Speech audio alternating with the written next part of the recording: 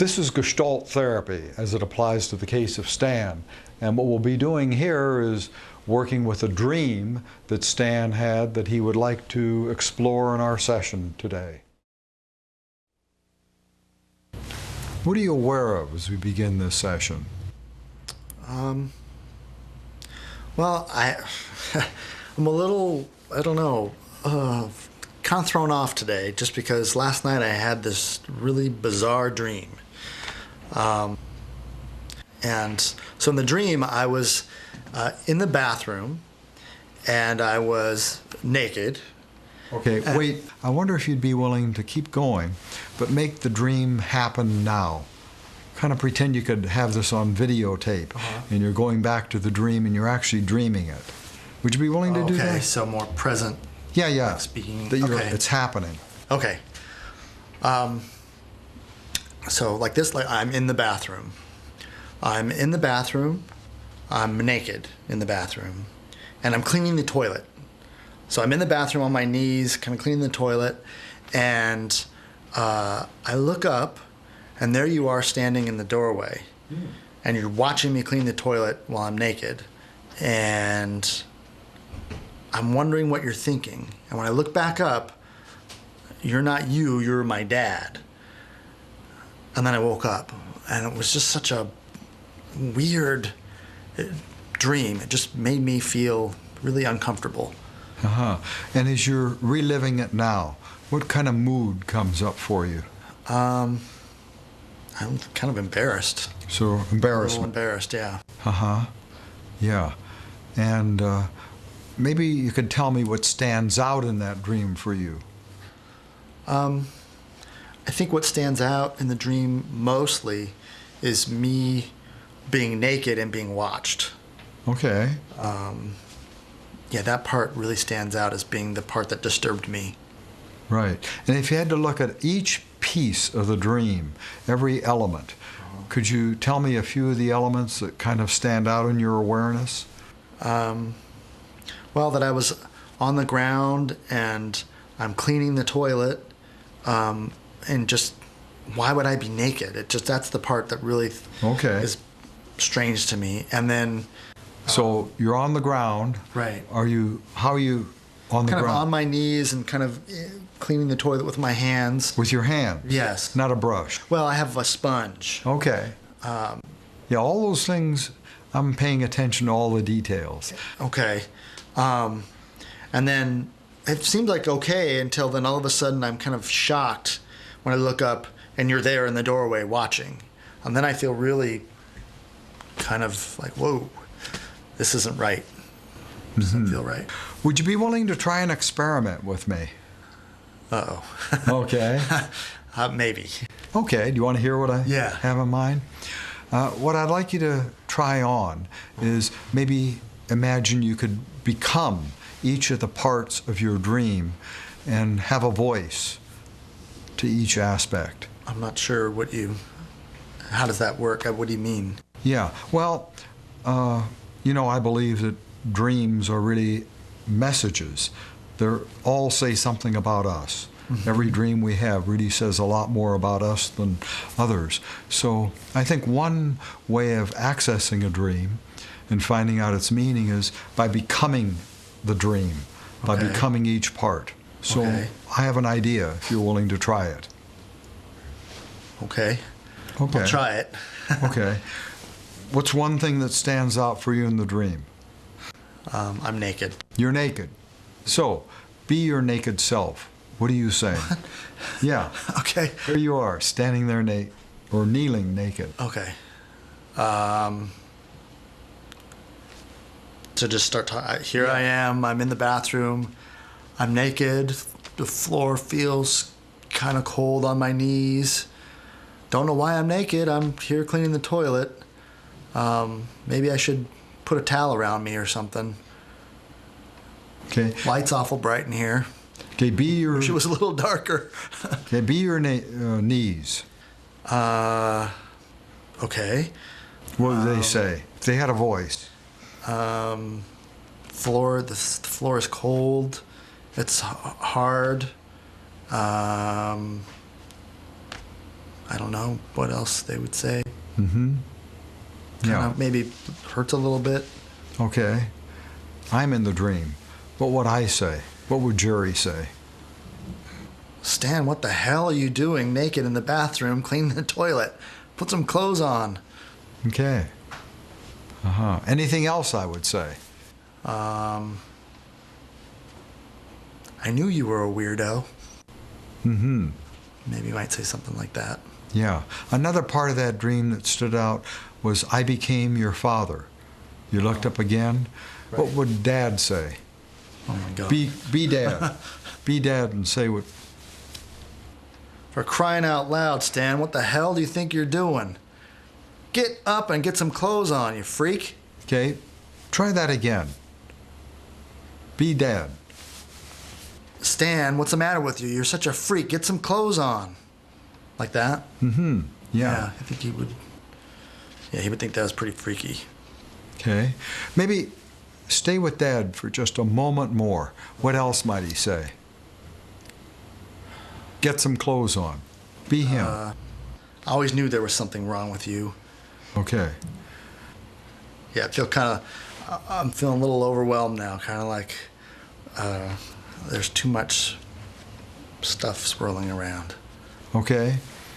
Would you be willing to stay just a little bit longer? Okay. Okay. So what's it like to do this right now? What are you aware of? I feel really self-conscious. Self-conscious. Yeah, kind of like in the dream. Haha. And who's watching you?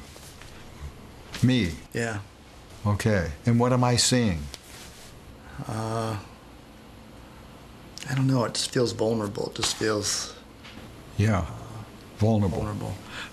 Could you say anything what it was like to become different parts of your dream and give them personality and voice?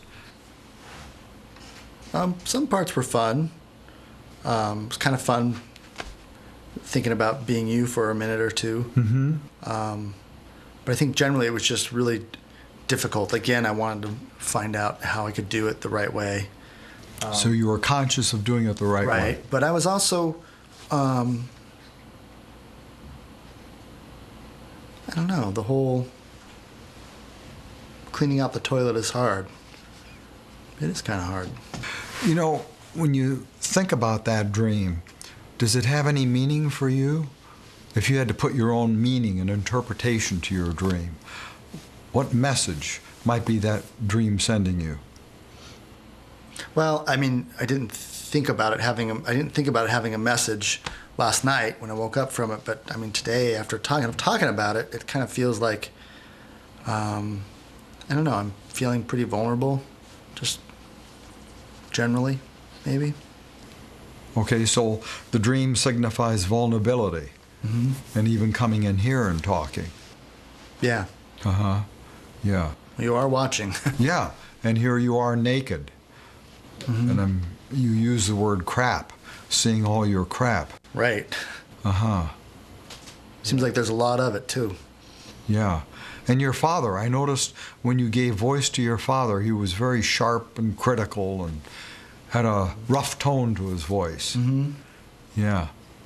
And we've talked about that, about how you hear your dad's voice in your head a lot, and how you've kind of taken on a lot of what he did to He's you. pretty loud, too. He's pretty loud. Yeah. I wonder if you'd be willing to do one more thing. Okay, it depends. Okay. It's fair enough. Let me I've learned not to just say yes. Well, let me That's some progress, maybe. Sure is. Really is. But what I have in mind is maybe you talking to your father, and then becoming your father and talking to Stan.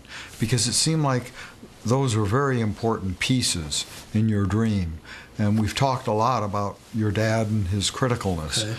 So maybe you could start off in this exchange.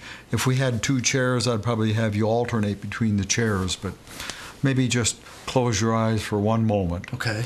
And from that perspective, I want you to be Stan talking to your dad, particularly about the vulnerability, because you talked about how vulnerable I am in front of him. He's watching you. So maybe say just a word to Dad. Okay.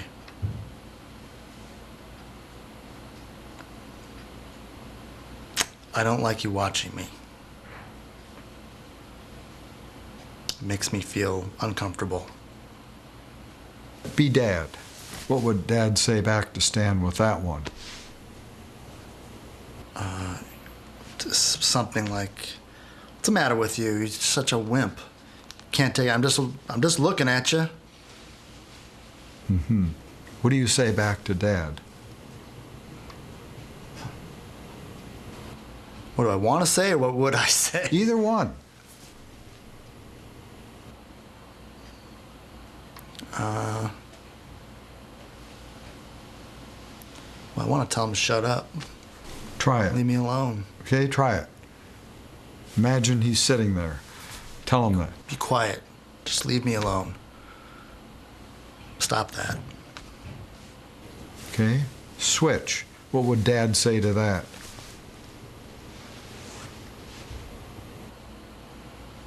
Suck it up, you little Janet. Suck it up. Try that one again. Suck it up.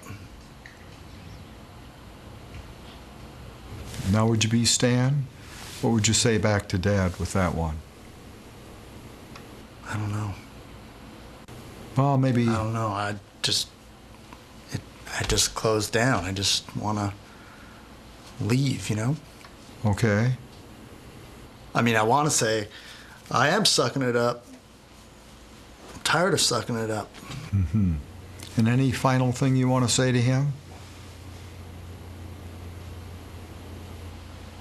I don't know. This is hard.